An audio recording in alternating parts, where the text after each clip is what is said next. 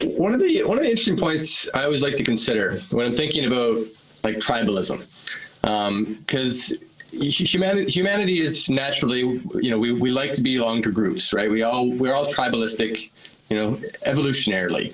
So it's hard to kind of get away from that. Particularly, then one example is sports, where everyone has their own favorite sports teams, right? And they will literally, cheer to death. It doesn't matter how bad or good their team may or may not be. They're tried and true to the death do we part kind of, married to their sports team. And I try to think, is that good or bad? I mean, I guess it's good that they have something fun to believe in. It gives them a purpose, gives them something to enjoy.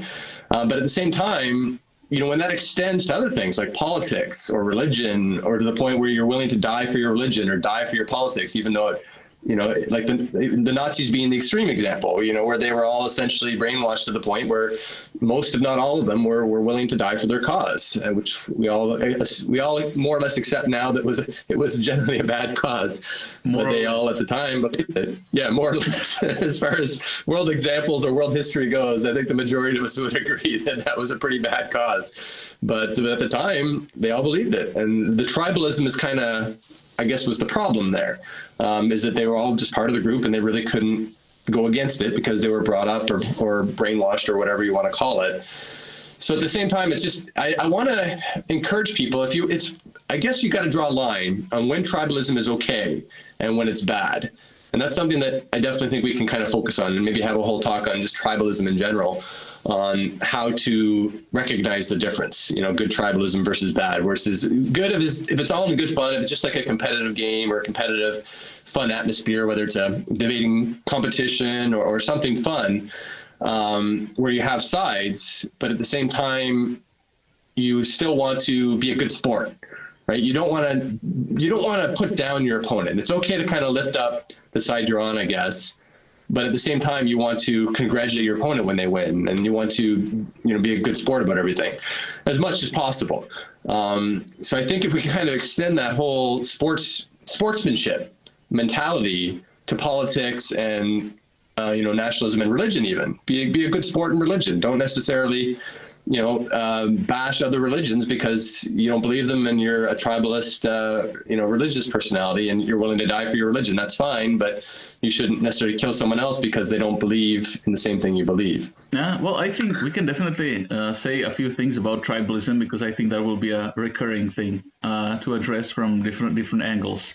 We continue with this. I would say there's definitely evolutionary point to tribalism, just like to other fundamental attributes of human psyche, even including like spirituality, which is like ascribing meaning to natural processes, is definitely, even Richard Dawkins would say, evolutionary biologist, would say makes sense, because if you think that, if you're at least a little bit paranoid that some sort of rustle in the wind is maybe a predator out to get you, like imagine it, then if you are of this mentality, then you survive more than somebody who would never think that that's potentially something that to agency that's out to get you. Right. So all of these instincts have a foundation in evolution.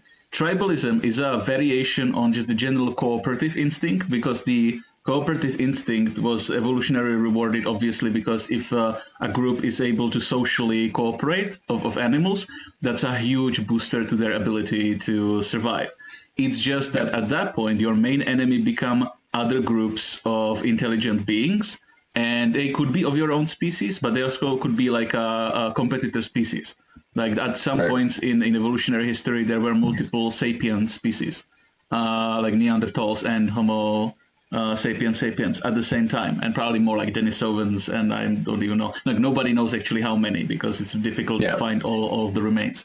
So at that point, the tribalism is a modified, it's a combination of cooperative and competitive instinct, where you are, of course, able to collaborate with your in-group, with your closest group, but also you are able to improve the cohesion of your own group and sort of enhance your ability to defend it by viewing negatively other groups, or like being competitive, specifically be like trying to outdo them, trying to outcompete them even in a Yeah. could be in a friendly way, but also oftentimes, especially the further back you go in history, in a violent way. So I do agree that the correct sort of adaptation psychologically and socially to it is that to just start shifting it from the violent competition to the non-violent competition area. So that's why something like sports is actually a brilliant positive development, because it channels a lot of this energy, a lot of this instinct into essentially harmless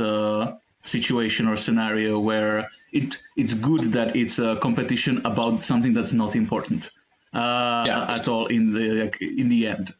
In the sort of like a tribal sort of Nazi sort of example, more recent historical one, the sort of evolution there, even though it's like more psychology than evolution, like more psychologically becoming aware and recognizing something than biologically changing as a species.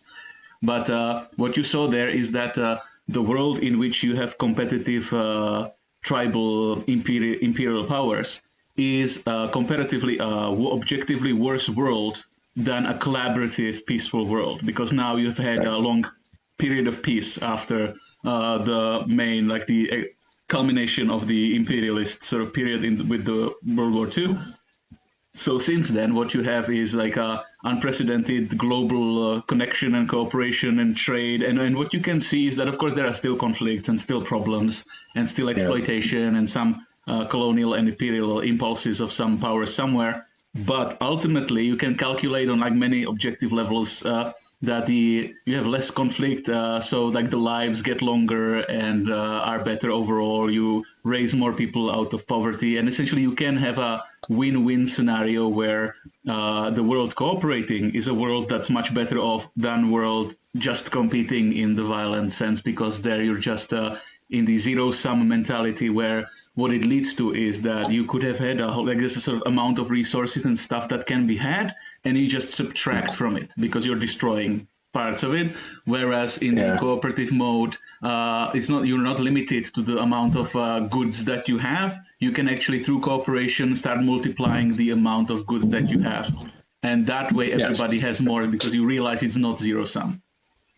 Exactly. I think, those definitely are the points that we need to do our very best to highlight, as far as using the tribalism and getting people to understand exactly how we evolved and how the tribalism works within us, so that we can kind of optimize our level of competition, our level of motivation too is a big part of that, right? Like if people are scared of another tribe coming to kill them, then they're motivated to train hard and develop weapons and develop defenses against this enemy tribe, right? So that's another big part of nationalism and tribalism, is it's some of the biggest advances in society were because of the world wars, right? Because everyone in the world was motivated, mobilized in order to create new factories and create all this new revolutionary stuff, technology-wise. So it's kind of interesting to think about, where we'd be technologically speaking if there wasn't a world war, or, one or two, or even the Cold War after. Would we have computers at the same level? Would we even have the internet yet if it wasn't for World War II? Hard to say. I don't think anyone can know for sure. So going forward, though, I would very much argue that World War III would be much, much worse for society, and that we've pretty much learned as many lessons as we can learn from war now, hopefully, and we don't necessarily need that motivation anymore. Maybe we needed it in the past. Maybe it was a great thing in the past, but going forward, I'd argue very strongly that we're at the point now, technologically speaking, that the only way forward is to evolve beyond the need for warlike tribalism and warlike motivations. And I think that's a very key point that we can strive to make as well. I think it's an interesting way to put it, because of course there are criticisms, like many ideas are sort of universally accepted but not necessarily examined, like wars lead to a lot of innovation. Well, you had a lot of innovation in the post-war period. It's just maybe it's more about the kind of technological progress that it leads to, more so than like some sort of quantity or speed. Maybe there is more urgency, like some things you can probably get quicker if you're under direct threat, much like the environmental pressure like is starting to do now. So that's why like the equating the climate crisis to a war or even a world war, I think is quite fitting, because it will probably have many similar effects and it will also be mobilizing in a similar fashion. It's just I do agree that we probably don't need another violent global conflict with like weapons. I think that we've sort of maxed out some of the things you can learn from that. So I think it's interesting to put it as because that also makes sense in like sort of the evolutionary historical view. If you see history as like evolution of like learning situations for the species, then like a big global conflict would like sort of like inherently seem logically as something that should be one of the steps in the sort of evolutionary psychological social ladder of like becoming a civilization of a global type. But I think that at this point I would agree that, but that's behind us. It's like a lesson that we've already done, and a war, like a global war now with the advanced technologies would be just destructive for like on an unprecedented scale for everyone. And that's why it hasn't happened, because even the bad people realize that they would die probably also, and it would just reduce everything in the world. So the next big war, my prediction, bold prediction, a next big war will be interstellar.